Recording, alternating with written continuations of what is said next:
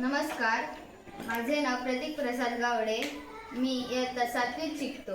माझ्या शाळेचे नाव जिल्हा परिषद पूर्ण प्राथमिक शाळा माडखोल नंबर 2 दळकी. मी आज स्टॅटिक इलेक्ट्रिसिटी यावर एक प्रयोग करत आहे. साहित्य: कागदाचे कपटे व कंगवा.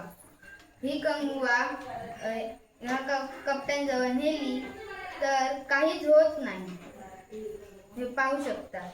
पण मी माझ्या मित्राची सहाय्यता घेतो. सोहम, ये. आता हा कंगवा याच्या केसांवर जोरात घासला